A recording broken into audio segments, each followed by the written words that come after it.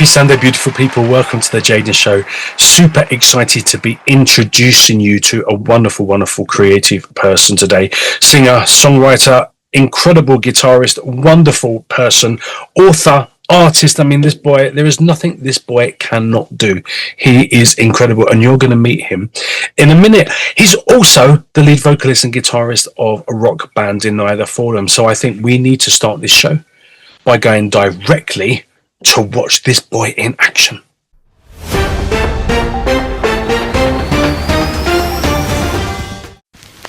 That's why I say our civilization may not survive.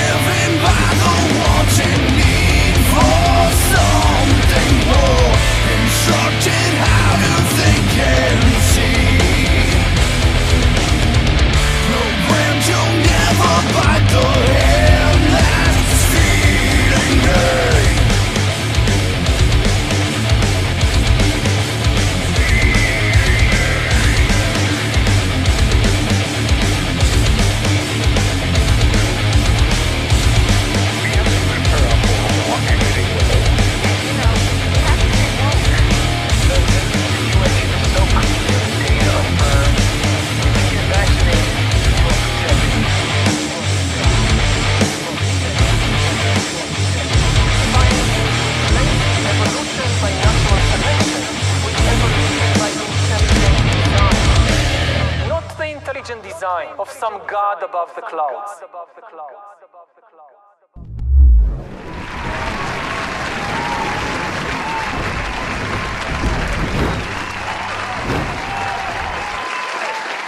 Amazing, amazing. Can't wait for you to meet him. But first, I'm afraid you have to be patient because we are going to a little Jaden Show commercial break.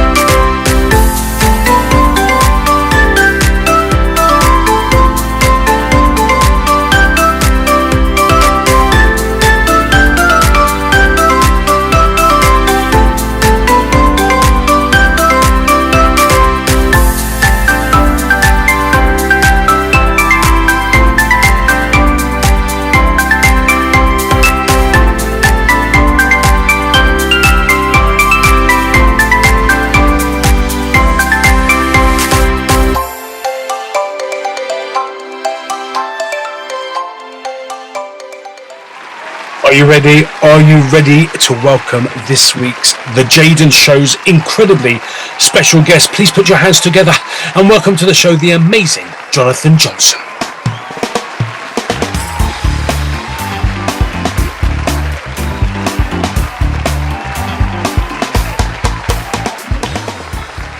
Jonathan Johnson, lead singer, guitarist of Deny the Fallen, but author, artist, producer, singer, songwriter. I've heard supermodel as well on the quiet. But tell me, how are you, sir? I'm great. Always enjoy hanging with you, as you know. So yeah, we're kind of the opposite ends of the country now, but it's still lovely to catch up with you. How's it all going? How are you doing? Retired and busier than I've ever been. You know, yeah. So I retire and move to Mexico, and then get completely covered with projects and work and production jobs and all that kind of stuff, and I stay busy all the time. You can't quieten that creative spirit, mate, unfortunately. Yeah. I can't gripe. I love it. So. And you do it amazingly. I want to take you back. We've just heard The Feed by Deny the Fallen. Great tune. I want to take you back to Minnie Johnson, right? So when you're running around in your jammies at home with the family, what was going on around you? Because firstly, I want to talk about like your musical influences. What was happening around you at the time in your childhood musically to get you to where you've become the artist that you are today? Well, my dad was a Methodist minister for 20 years. He and my mom divorced when I was 5, and he left. I didn't see him again until I was a teenager. So I was kind of in this weird life space as a child. This crazy transition happens. I'm the youngest of 6. All of my siblings basically grew up and left, so I was kind of like the only child. My mom's working multiple jobs. I'm left to roam. I'm getting high. I'm partying. I'm doing all this stuff, like at a very young age, like 12, 13 years old. Wow, okay. And just, heading towards the juvenile delinquent route, and didn't really have like a musical upbringing, any of that kind of stuff. I mean, I've always loved music, but didn't really have that.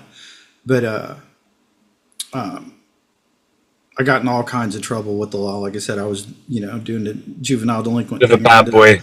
Oh, yeah. I was getting high all the time. I ended up, punching a cop, destroying a police car, all this stuff at 13. So they sent me to live with my dad in Florida, who I really didn't know because he left when I was 5, and into this crazy, weird environment, that they basically sent me there so they didn't send me to juvie is what happened. Wow. So instead of going to jail, they said, we're going to send him to live with his dad because my mom claimed it was, the fact that I really didn't have any siblings at home and nobody was really watching me and I was raising myself. So they're like, okay, we're going to give him another shot. We'll send him to live with his dad. Dad didn't really want me there. His wife definitely didn't want me there. I had the stereotypical wicked witch stepmother. Like Cinderella kind of thing, yeah. Oh my God, yeah. So she literally within 30 minutes of meeting her, because I didn't have my dad in my life, she literally corners me when my dad's not looking and tells me, I don't want you here and I'm going to do everything in my power to make sure you leave. Nice. Yeah, so I'm like, oh, so here I am, like this, going through puberty, everything's changing, my whole world's turned upside down, in an environment I don't recognize and blah, blah, blah.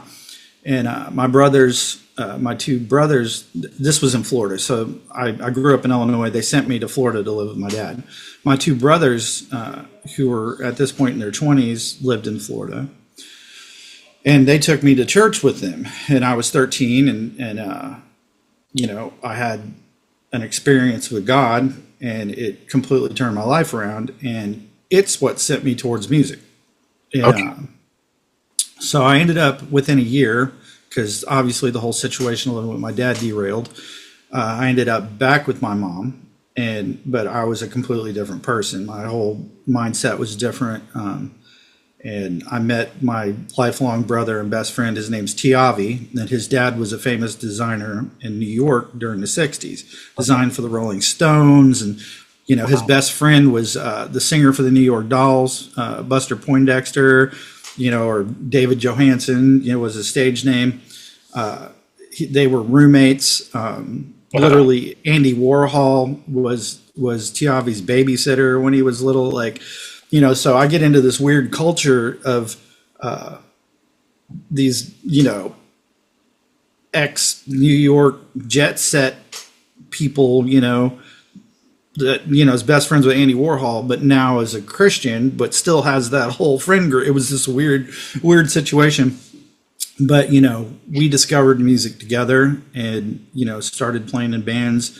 I was like not even 14 yet. And by the time I was 18, I was touring, making albums, writing #1 songs, and so I was a fish in water. When I discovered music, it changed my life completely. How did you, you discovered it at the church. What, did you just pick up a guitar and thought, this is my instrument? Were you playing it at home to escape the kind of pretty shit circumstances that you're in? How did you pick up that the first guitar? circumstances that my mom, I wouldn't say it was shit because in Florida with the stepmom. Yeah. So I'm back with my mom at this point, back in Illinois, and I was basically, I had raised myself living with my mom, so I was kind of left to my own devices. But at this point, I had a different headspace. So I'm hanging out with my friend, and I'm spending the night with him all the time, and going to church. And I was in a youth group, and and I know you have a little bit of a history, like that as well. And so I'm going through all that, but at this point in time, you're 13, 14 years old. That's the time you start falling in love with music.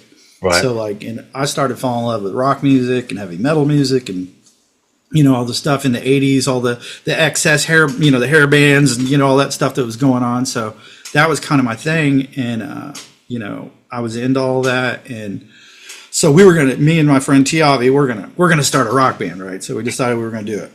And I was going to be the drummer and he was going to be the guitar player. So you couldn't play guitar at this point? No.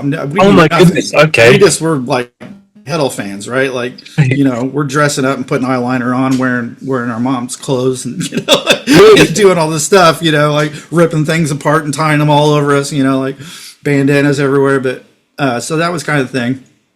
And he lived with his uncle. Him and his dad lived with his uncle. And his uncle was one of the coolest people I ever met. He ended up becoming a pastor and stuff, but just a super cool guy, just would do anything for you and everything.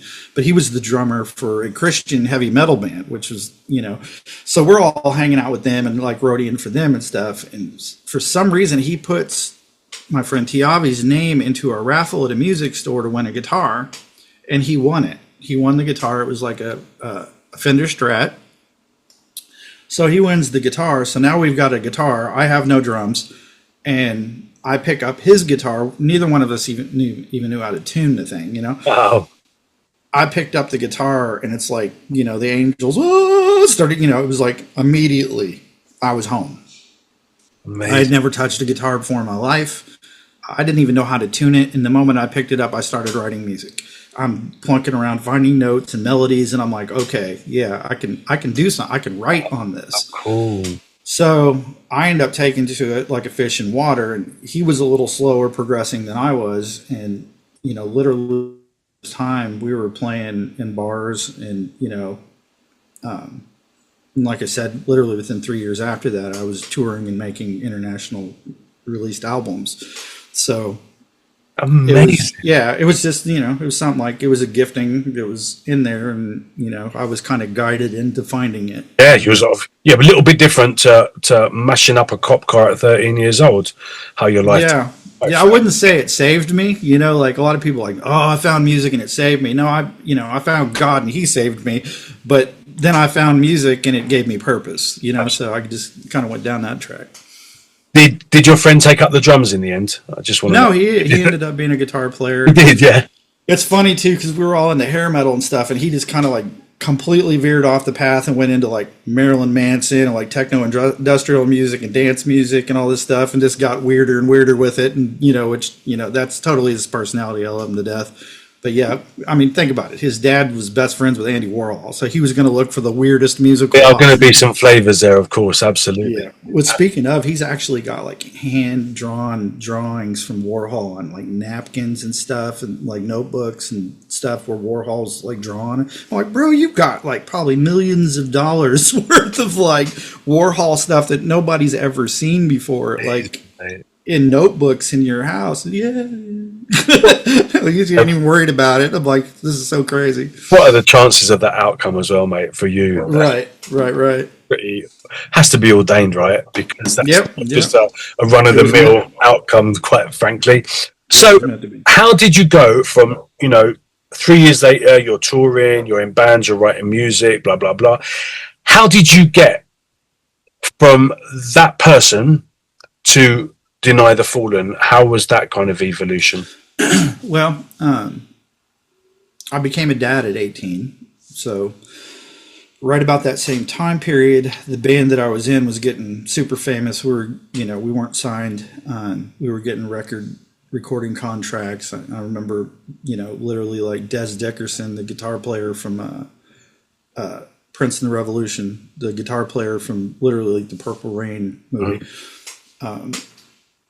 came and offered us a recording contract, and we kept turning all these labels down because they were like Christian record labels, and we were like, well, even though like we're kind of faith-based musicians, I don't want to take that route. I want to go and just be a band, and I don't want to have those limits put on us. So we just kept turning down these recording contracts, and they just kept sending people from Nashville to try to get us, and we wouldn't sign. Like I said, I was 18 years old, but because we were so popular, we got opening gigs for a lot of very well-known like Christian rock and bands at the time. And one of the biggest historical Christian rock bands in history is a band called Sacred Warrior, which was one, they're kind of on the Mount Rushmore of Christian rock and metal bands, right there with Stryper and those bands. And they offered me the gig playing guitar for them when I was 19.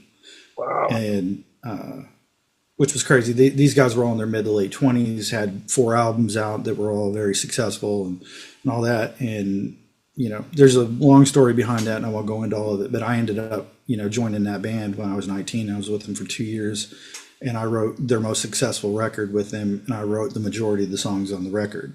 Wow. They were kind of, like I said, they were 4 albums in, and their main writers were just a little bit burned out because they were doing the, album tour. And, they kind of reached a point of this kind of burnout. And I came in with all these fresh ideas and this fresh young approach. And the producer was like, that's the route we're going. And I could write hooks like, boom, boom, boom, Mm-hmm.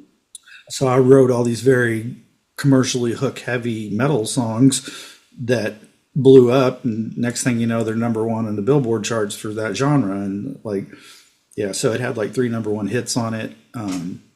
Sold better than all the records and all that. So it kind of solidified my place in that, the legacy in that genre. So anyway, I was only with them for 2 years, and I went back to my other band, and that got really successful. And I mean, we've talked about it before, but like we almost got signed by Universal and Warner, and they wanted us to be the next, this was like right after Creed had sold 65 million records and all this, and they were looking for America's next big radio rock band, And basically they were saying, you guys are it. The bass player from the band Creed was actually producing all of our demos for Warner Brothers, and we had Sony, Warner, and Universal Republic all almost bidding in a bidding war for us at the time. Right.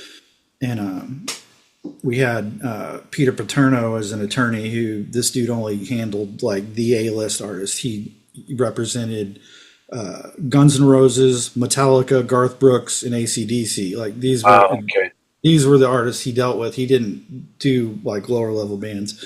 And for some reason, he saw something in us, and like, you guys are going to be one of those bands, and he picked us up as our attorney.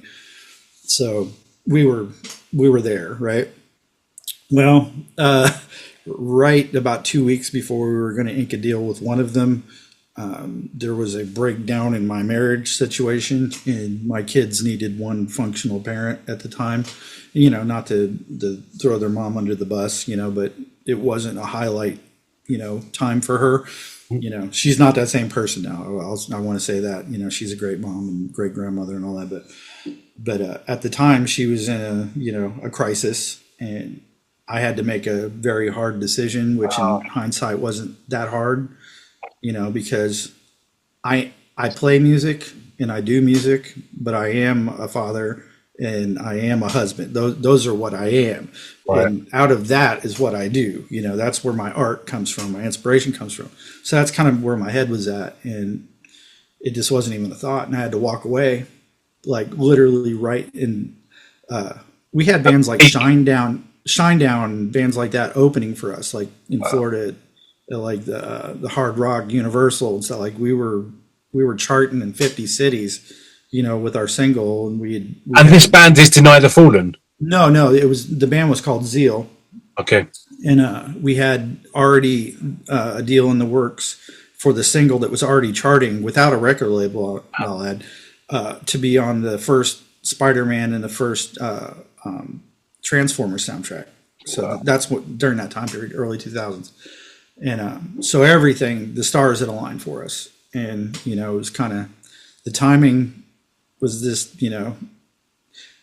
like you said, it was meant to be for me to play music, but it was not meant for me to be that guy, to be the next, big guy all over the radio, because my kids needed their dad.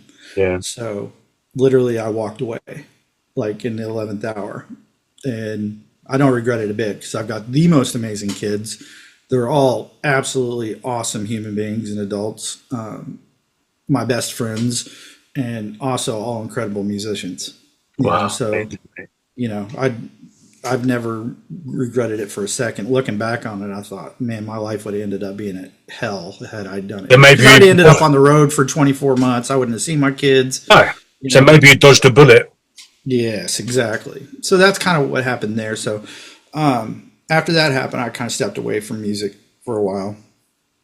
And what kind of brought me back into music was my kids. They were all musicians and stuff, and they were playing in church and doing these different things, and they would ask me to come do something with them. And so I kind of stepped back into doing music back in church.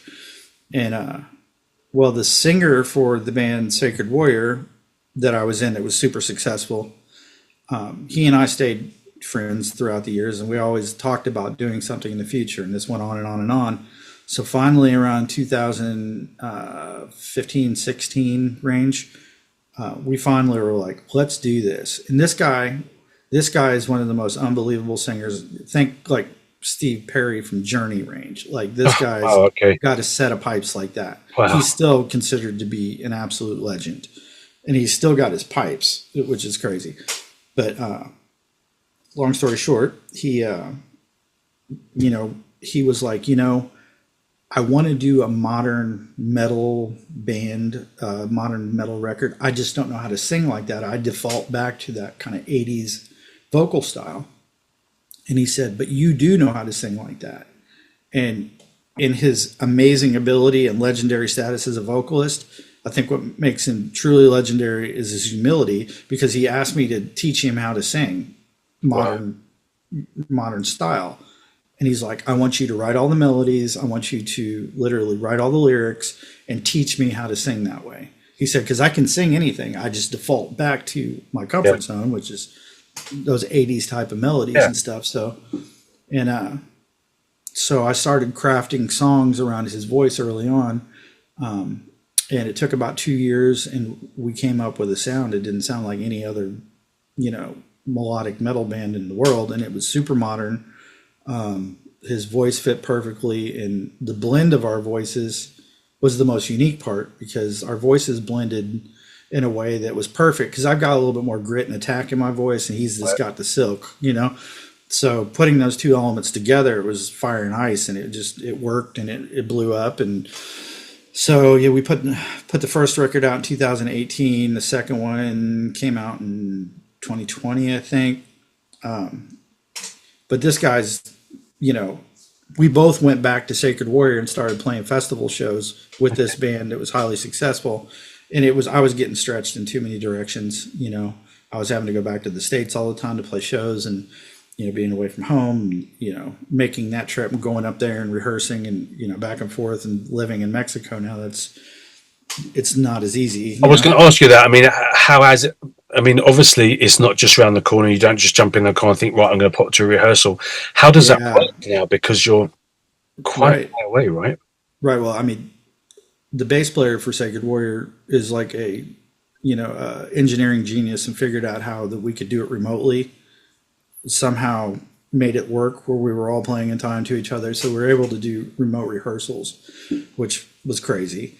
But, but Deny the Fallen was obviously where my heart was at, and it was nice going out and doing the shows with them after 30 years or whatever, doing these big festival shows and everything. It was nice doing it and, retouching with the fan base that still exists and all that. But that's not where my heart was at. And I had to make a decision. It's like, I can't do all of these things. I'm getting stretched too thin while I'm producing for other people. And I just can't do it. So I made the decision to just only be in Deny the Fallen. So I let go of being in that band, even though they were super successful again. And then, so Ray, the singer for both bands, for Deny the Fallen and Sacred Warrior, kind of had to make the same decision. But of course, Sacred Warrior is legendary. Like I said, they're on like the Mount Rushmore of, Christian rock music. So long story short, I decided to take over lead vocals and Deny the Fallen, and we just kind of split that way. And I mean, we still love each other. There was no like friction or anything. It was literally just, we can't juggle so many balls until you drop them all, So it's that quality over quantity thing, isn't it? Exactly. And because I wrote all the lyrics and the vocals and, was creating all the melodies for it, it was just natural for me to step right in there and do it. And, so now we're putting out new music with me singing, and people are like, this actually sounds better because it's more fitting, because it was literally written for me to sing it. Right? Yeah, because it's, because it's my vocal melodies, right? So it was a natural fit. And so it's doing really well. And we're working on the third record now, which I'm actually doing with my sons. So, yeah. So retirement didn't last long then, to be fair. Oh, heck no. If it even really started. Oh, yeah. So I got about, 20 or 25 songs for a third record for that. And, like I said, I'm producing other bands. And as you know, like I sent you I'm working with this project called Unseen Realms, a female vocalist, and just absolute next level. Just, and co-writing songs and producing the album. I played a lot of guitar on the record as well, but just absolutely stellar. Like every song on the record should be a #1 hit. And beautiful. Before this, vocals are just some of the best female rock, pop. It's really a blend. Like it's like gorgeous. It's so gorgeous.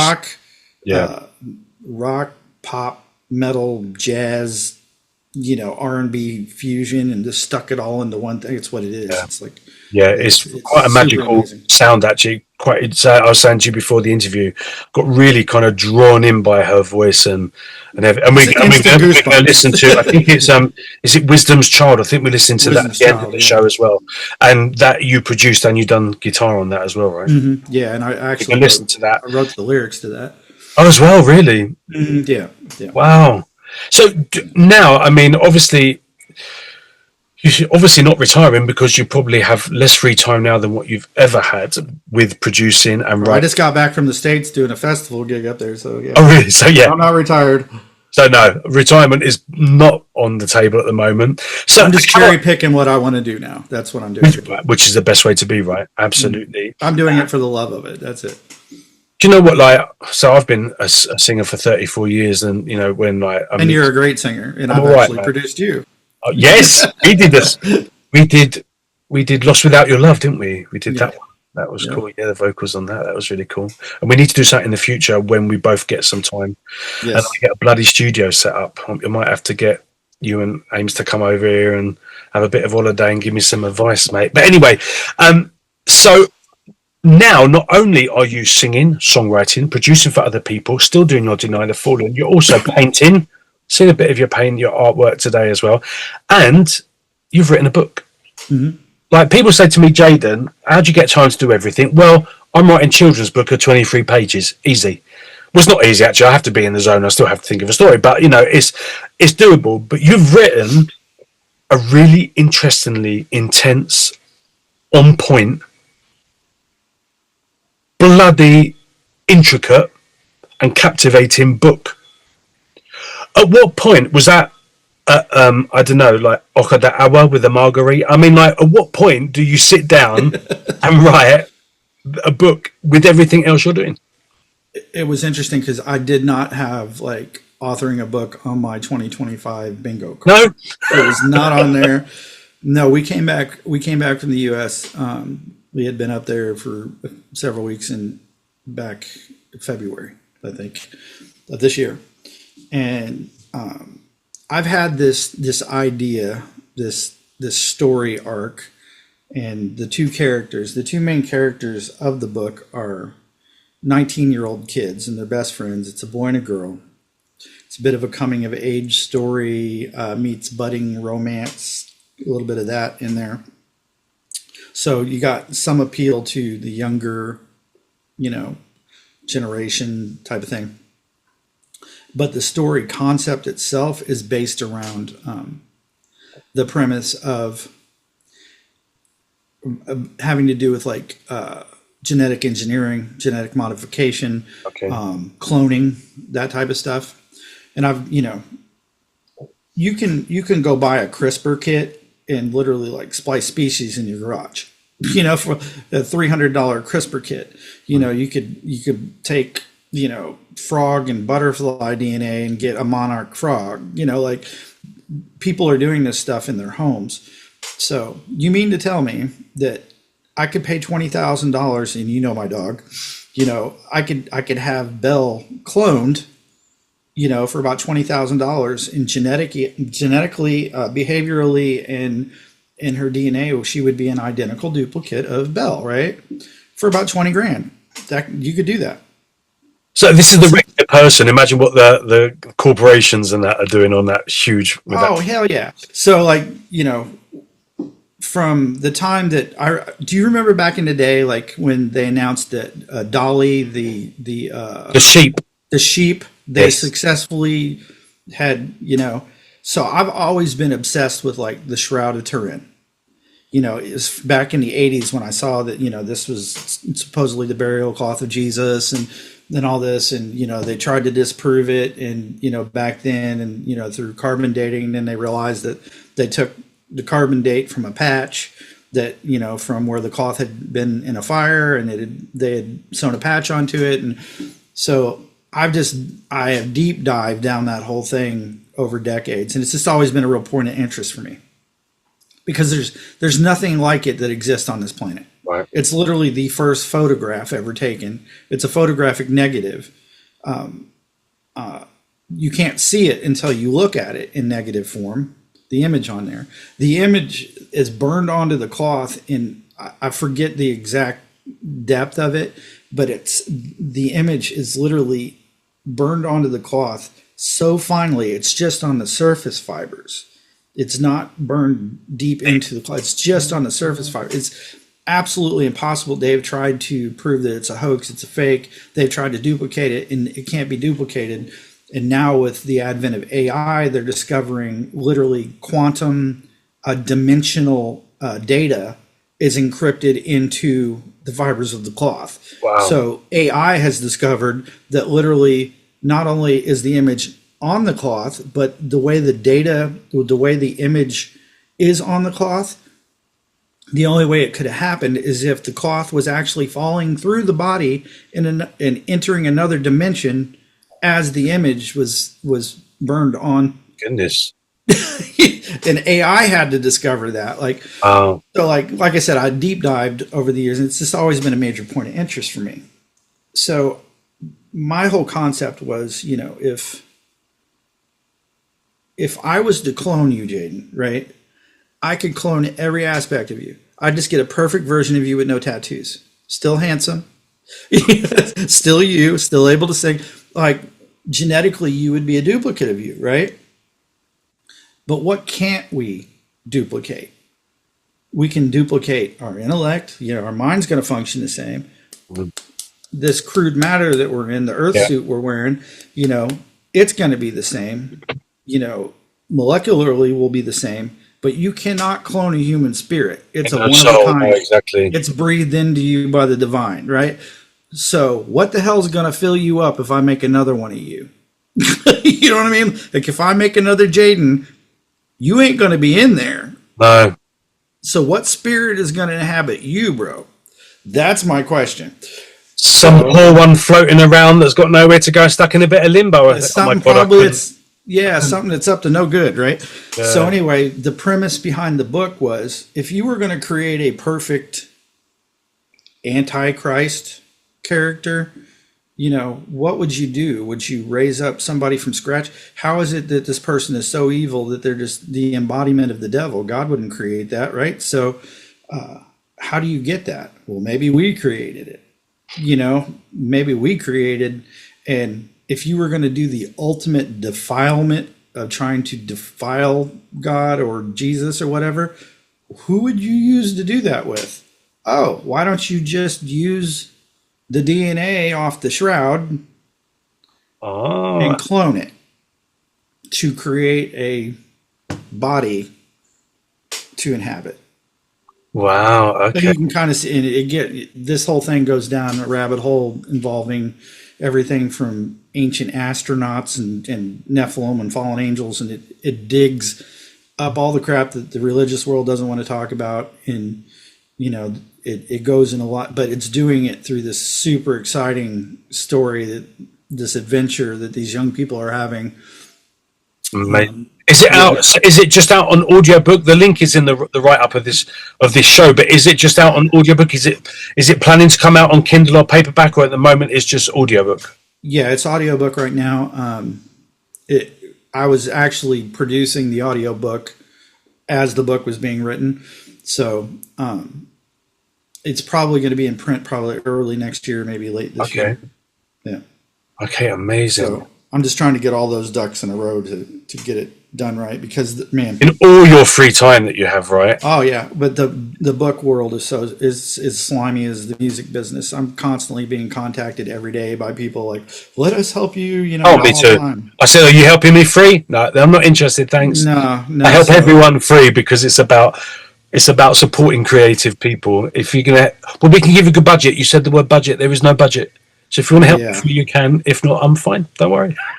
Right. Yeah. So it's a, I've been in the music business since I was a teenager and met some of the slimiest people that you've ever met in your life. Yeah. And I mean, you've been down that road too, so but like the book industry seems almost slimier.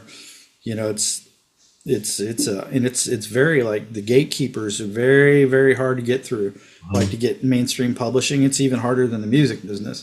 Mm-hmm. So yeah, I'm definitely going to have to go the alternative route. Not to mention the fact that the stuff that I wrote into this is going to piss off the powers that be, that, like, the unseen hand people that are effing with the planet.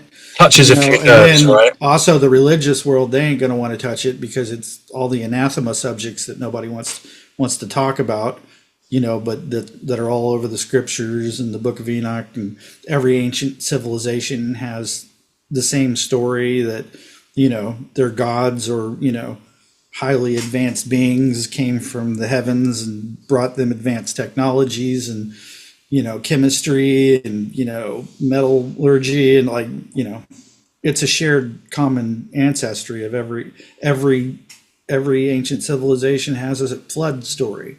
There are commonalities through all of these. So truth is truth no matter where you dig it up. But you and I both know that if that truth is bigger than us, then we become more invincible, and the powers that be don't like that. Exactly. But, we are literally like, we are eternal beings inside of Earth suits. You know what I'm saying? Like, a meat sack. We are beings of light inside of, an Earth suit.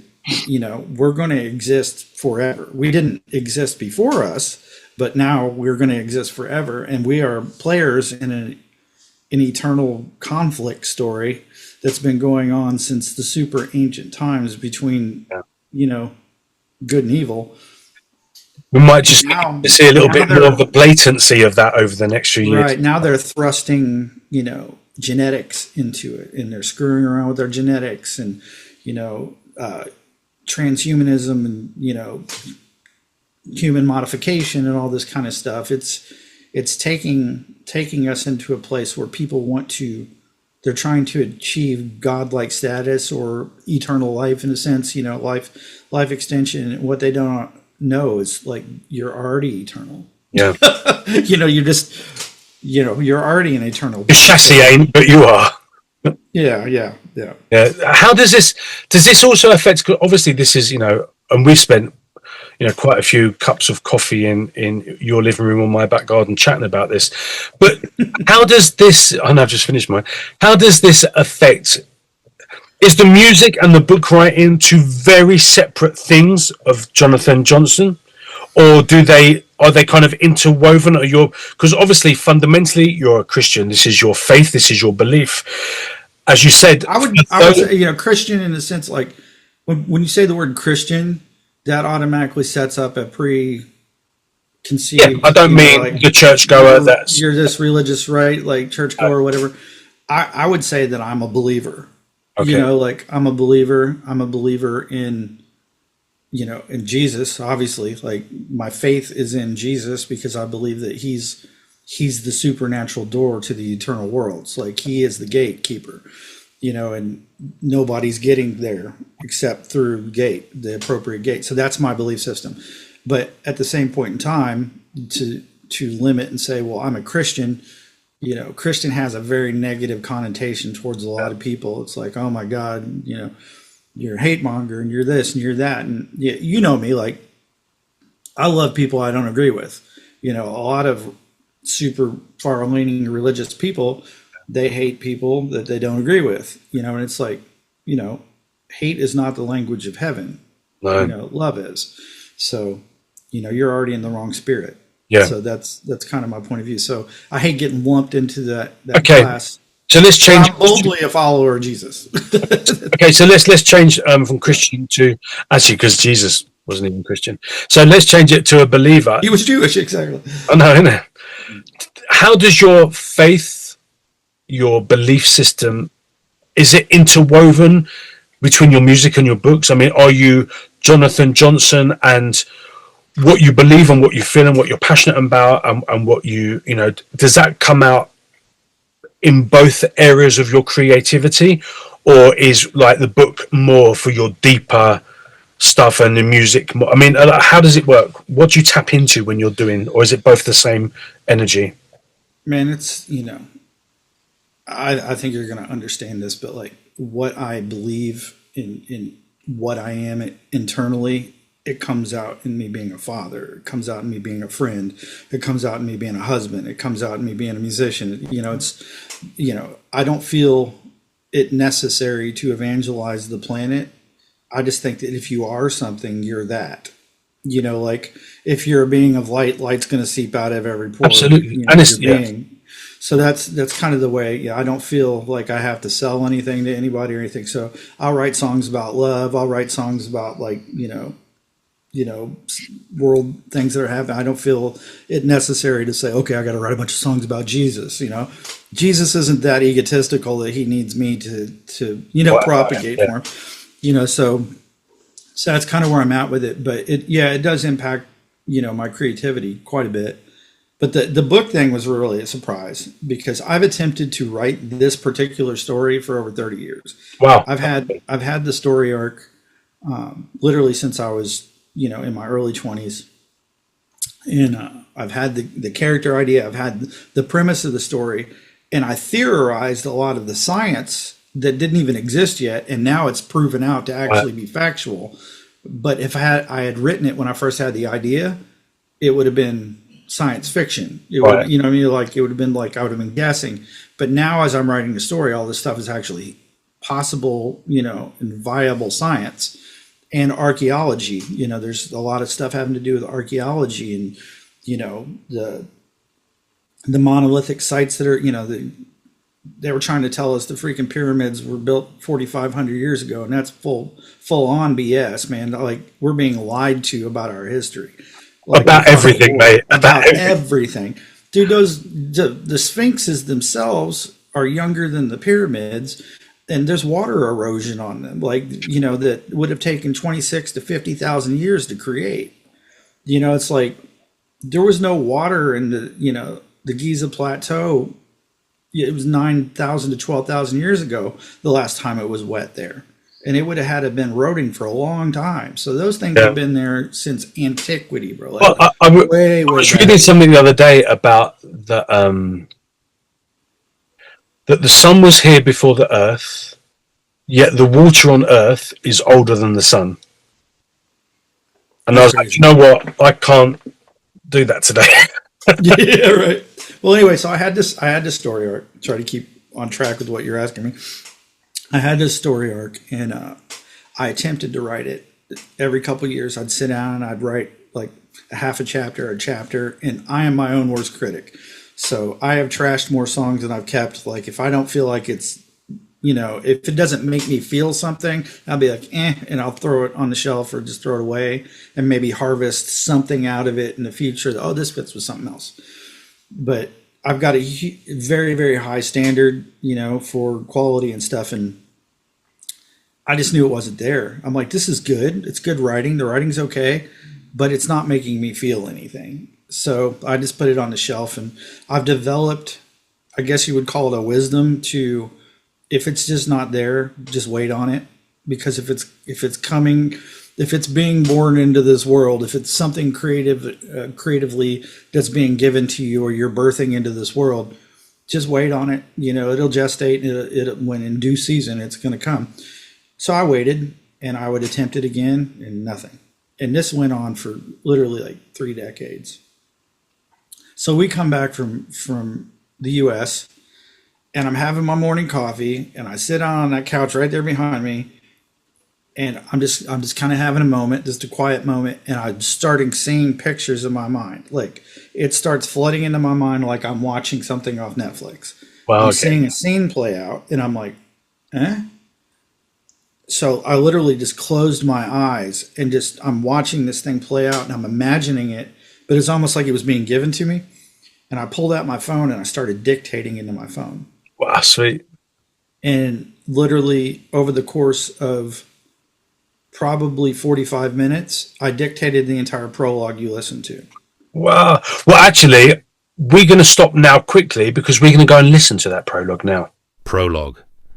The sun hung low over the shattered outskirts of Gaza, casting long, jagged shadows across the narrow canyon that sliced through the battle-scarred earth.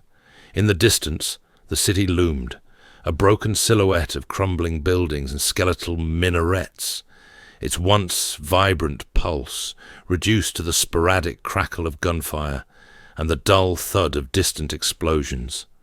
Dust swirled in the air, thick with the scent of cordite and ruin, as the Israeli defense forces pressed their advantage.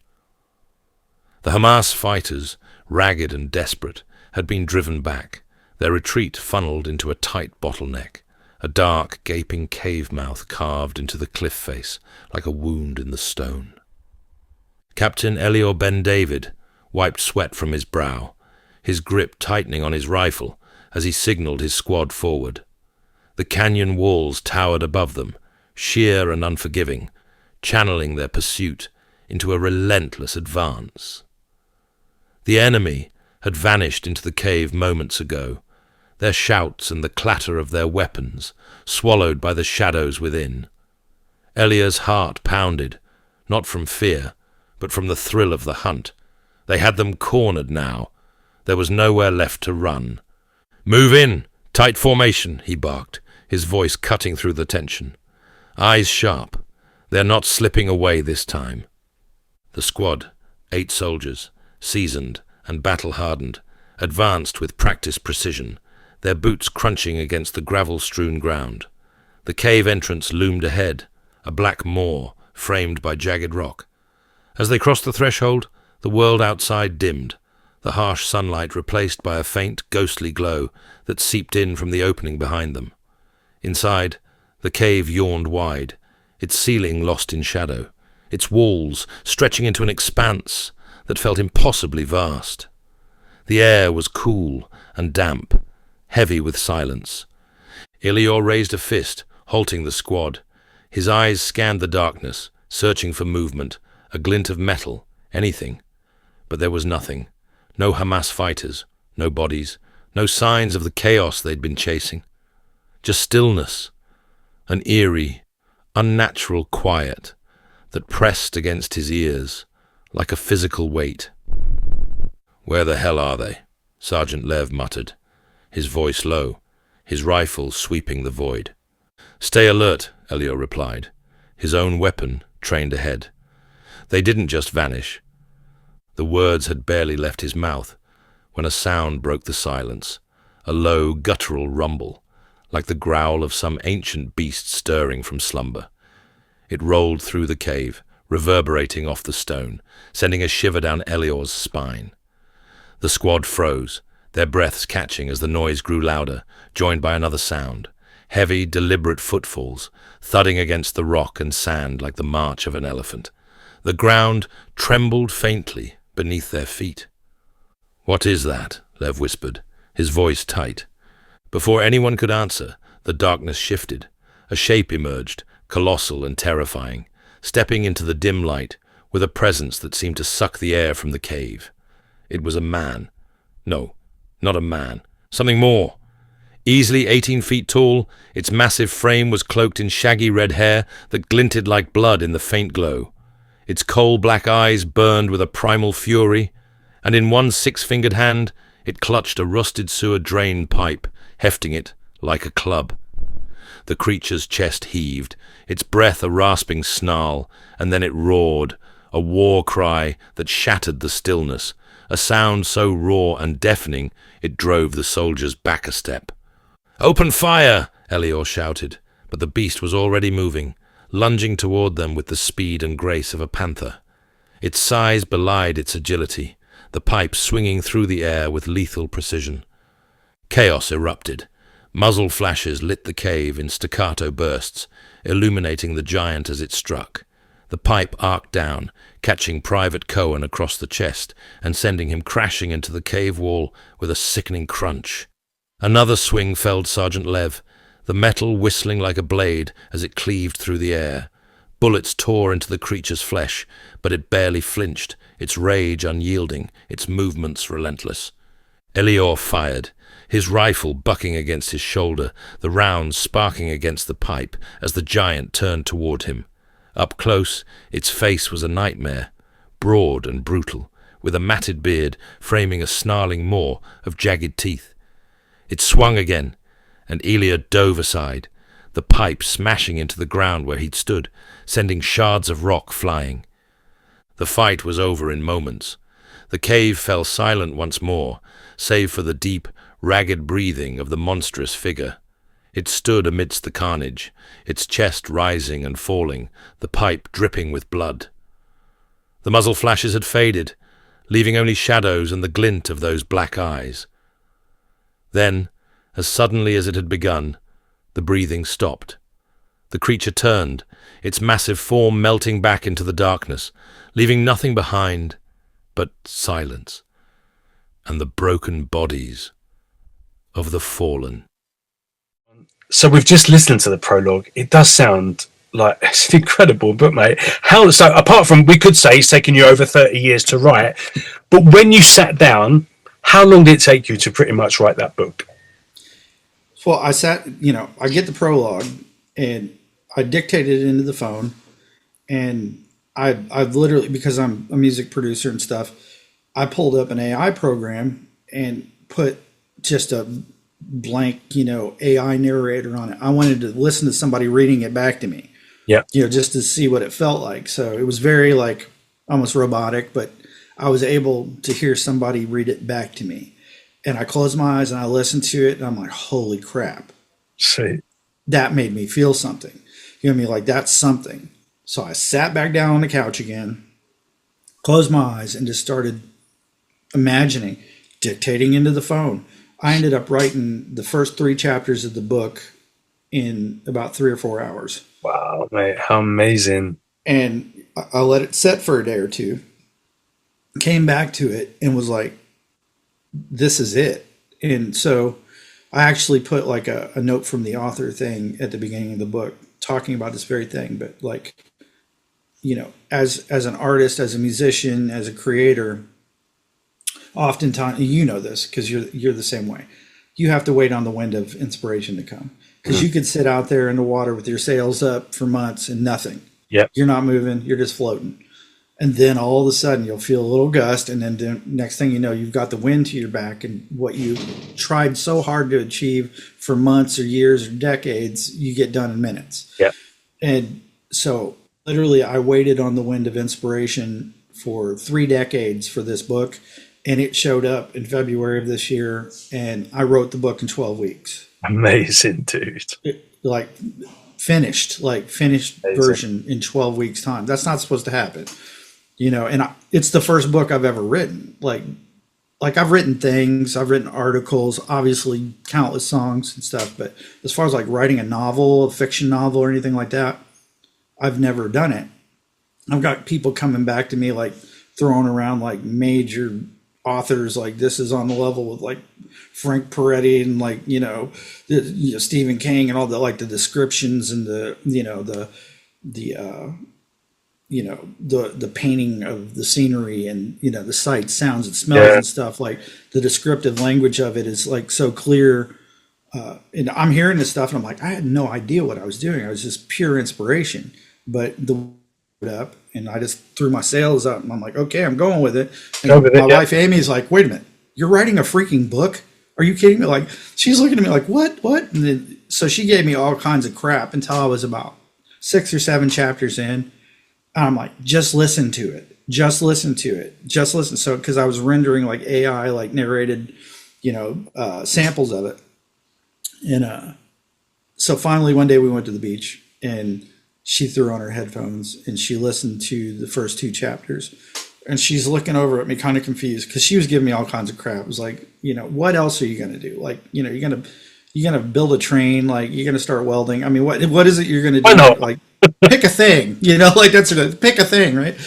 And, anyway, like she looks at me and she's like, play the next chapter. I'm like, you like it? She's like, play the next chapter. Right. So she sat there and listened to like 6 chapters on the beach. And she's like, what happens next? What happens? You got to tell me. She's freaking out. She's like, holy crap, this is really good. Oh my God.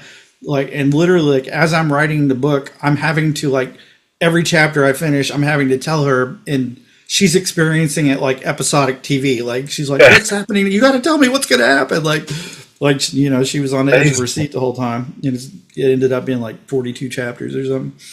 That's amazing, dude. I'm so chuffed for you. That's super cool. It was fun. It was a lot of fun. Are you able to maintain the the equilibrium between your music and your writing, or do you think another book's going to come and that's going to get more into that? You're going to carry on doing more books? Oh heck yeah! There's going to be a whole series of these books because I mean, this was the coming of age story of these young people, and the premise behind it is his father is one of the leading geneticists in the world, and he goes missing, and he's like a daddy's boy and they're very closely connected. He goes missing and leaves some messages for him that kind of sends him looking in a direction, trying to find his dad. Right. Okay. And then there's all this intrigue and stuff he discovers along the way. And, he ends up like going on this major adventure with his best friend, who's a girl, and, trying to locate his dad, and then ends up in this middle of this international intrigue situation of these, global elites, evil devil worshiper types that are, trying to take over the planet and trying to do some evil shit and, that kind of stuff. So yeah, it's a very, very cool ride. I think I need to get you on my book read show before Netflix get hold of it. Yeah. Dude, I could totally see this. I don't know if you've noticed, but there's been a lot of like, I think the traditional Christian publishing arm would probably run from this sort of thing because it does touch on subjects that the religious people don't even want to touch. Yeah. Plus, it calls out a lot of powers that be, Illuminati types and stuff too directly, and they're child trafficking and all the other crap they're into. So there's a lot of things exposed in this. So if I come up missing, you're going to know why. Right. You know, because I pissed off both sides. But dude, I'm telling you, if I was it's different in the same kind of way as like when the Matrix came out, it was different. There were a lot of spiritual concepts in the Matrix and political, spiritual, but in the middle of this action, adventure, romance plot. It's like that. It's very, very different, but it goes really deep into some spiritual and also political, geopolitical stuff in the background of it. And if I was a director or a producer, I would jump all over it because like this is you know how hard it is to find a new story. You know what? Like there's always reworks of old stories and repackage. This is completely different, dude. It's unlocking doors that like people didn't even know existed. Wow, I wish you untold amounts of success with this book. It sounds. I'm excited. It was so much fun because it was one of the easiest things I ever did because I had the wind in my back. Yeah, it was inspired. I have no doubt. I have no idea. I was being pushed along. Sweet, mate, and I'm looking forward to listening to it. So at the moment, it's just available on audio, but it will be coming out on hardback or possibly paperback in the beginning early next year. Yeah, I'm working it out. There, as you know, you have to format a certain way for print production. So right now, I'm going through the formatting process of getting it formatted for print because you have to have the specs have to be just right and all that. So I'm going through that. I've just been so busy with music for a little bit that I've had to kind of take my foot off that gas pedal and go with the music thing. And now I'm back home. Things are starting to chill out. I can get that done. So hopefully by the end of the year, but definitely by early next year. But yeah, I can totally.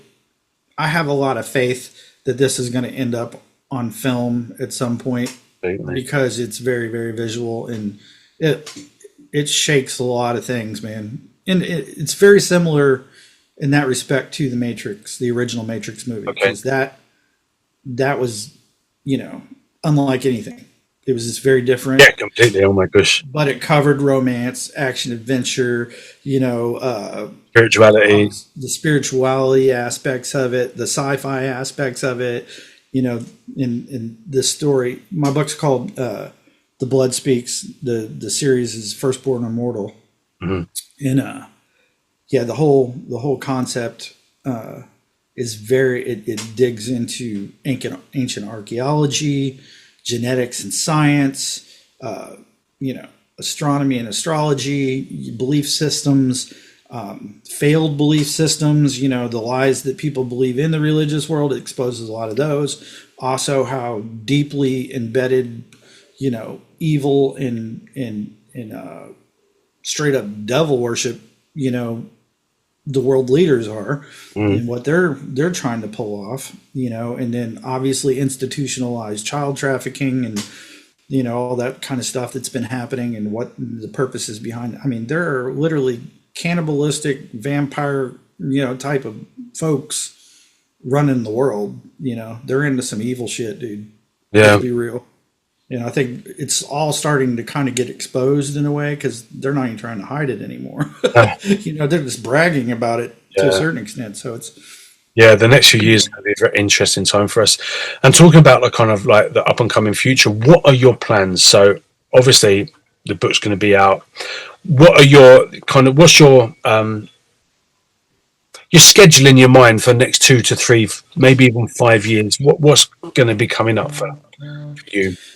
Well, the next thing, the Unseen Realms album is probably going to be released in the next 2 weeks. Okay. I'm just finishing up mastering and stuff on it right now, so it's going to be released in the next two weeks. I'm going to send you a copy of it. You're going to love this record. So I just heard that one today. Bloody love it, mate. Stunning music. So that's the next thing. And I've got 2 projects with Deny the Fallen that I'm wanting to do. Like I said, I have a lot of songs ready to go.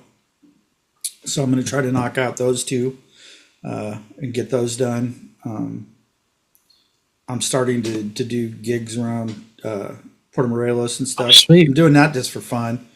We're actually playing at La Serena twice in November. Sweet. I'm reimagining like Sting songs and Stings and the Eurythmics and Tears for Fears and stuff, and kind of Behind him, mate. rewriting the music to like whole different musical arrangements, but with the same melodies and lyrics and all that. Lovely. Because I've never done covers. I've always done original music. Original stuff, yeah.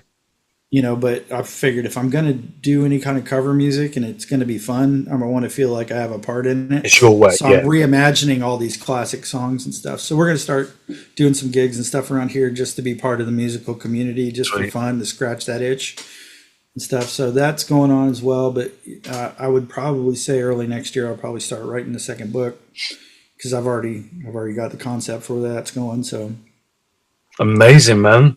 Yeah, amazing. Well, I'm very excited about your upcoming future, and especially about, I can't wait to hear the book. And I can't thank you enough for taking time out today to spend with me on the Jaden Show. It's been super lovely to catch up with you. And where can people find you? Where are you? I'm right here right now, but about what you just said, I love talking to you, brother. Every time I have a conversation with you, it's a good time.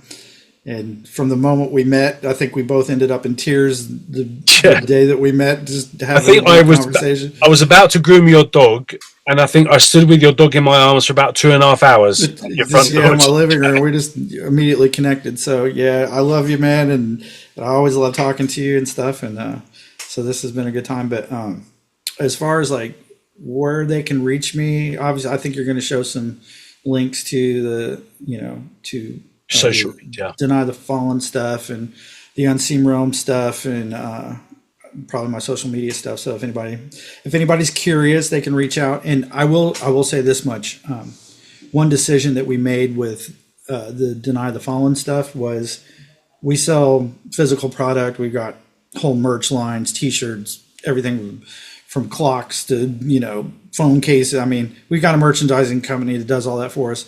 But our music, the digital copies of our music, we give away for free. Wow. If you want to buy it, you can go to all the usual places, Apple Music, any of those places, and get it. But if anybody is curious and just wants a copy, you can reach out to me through email at denythefallen@gmail. It's easy to remember. Denythefallen@gmail, and just request a copy of the albums. I'll send them to you for free. Wow. Because, I just, I've never... I felt like if I had something important to say, I didn't want it to be profit motivated at this point in my life. And even though, like I said, we sell CDs and it's physical product and stuff, but I just didn't want anybody to ever not have the music because they didn't have the money. They couldn't afford it. Yeah, they couldn't afford it. Or, there's been many times I wanted to buy a record and I have to wait, and, I don't want anybody having to wait to hear the songs, because of that. So it's like, if you want... That's amazing, man. We have 2 albums released, and if you want copies of them, just email me at the Gmail, denythefallen@gmail, and I will send you free MP3 copies of the record. And if you really like it, go buy a T-shirt. That's how you can support us, or that kind of thing. But I never wanted people not to have the music because of money. Amazing, mate. Well, Jonathan Johnson, thank you so much for being part of my world, for being part of my show. People at home, you love him. You so want to know more. So go and find him on the links that are mentioned in the narrative, in the little edited, scripty bit of this video. Go and check a brother out. Go and show him some love and support. And if you, like you said, if you want the MP3 versions of your music, go and touch base with John as well. That would be wonderful. And we will catch up again soon for Book Read Show, I hope. Let's do it. All right, buddy. You take care. Thank you so much. All right. See you later, mate. Bye-bye. Always super bloody wonderful to chat with that guy. Absolute.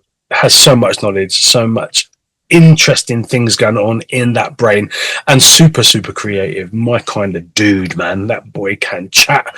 Anyway, I hope you've enjoyed today's show. I'm going to leave you with a bit of music from his project that we were talking about, Unseen Realms, where he has produced and played guitar on this new project. It's really beautiful. Cannot wait for you to listen to the song Wisdom's Child in a minute. Before we go, please make sure you go and follow John on all of his social media, and Deny the Fallen as well. Go and check them out on all music download and streaming platforms. And like you said, if you want a free copy of MP3s, just drop him an email at denythefallen@gmail.com, and then go and buy some merchandise. What a way to do that. What a way to do that. Thank you so much for allowing John and I into your private realm this Sunday. I cannot wait to be back next Sunday to introduce you to another super special person. In the meantime, stay beautiful, subscribe, comment, share, like.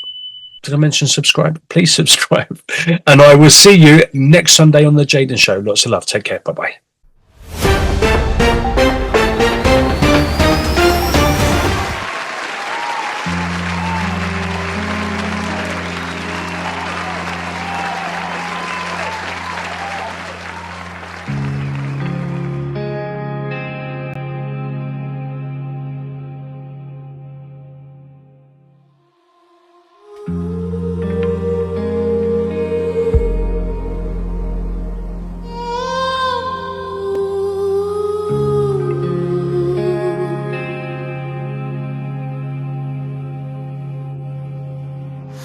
I walk through the noise, the loud parade, but silence spoke louder, a serenade.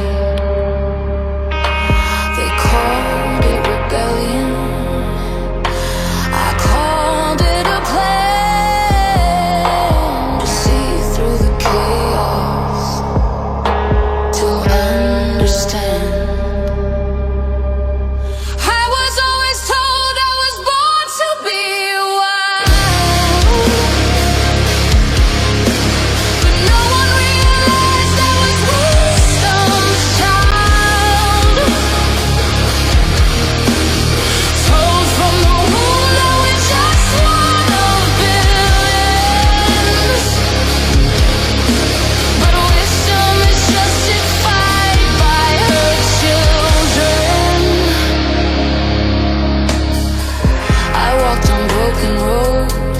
Shadows danced inside.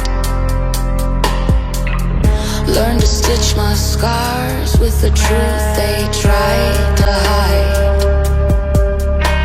The echoes of the ages kept pulling at my sleeve, telling me to stand tall in what I believe.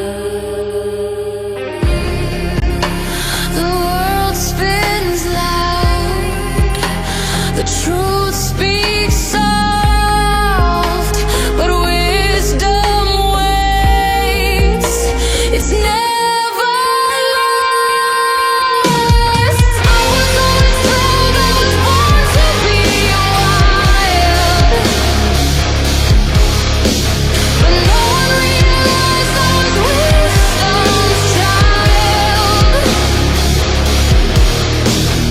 Told from the womb that we're just one of millions, but wisdom is justified by her children.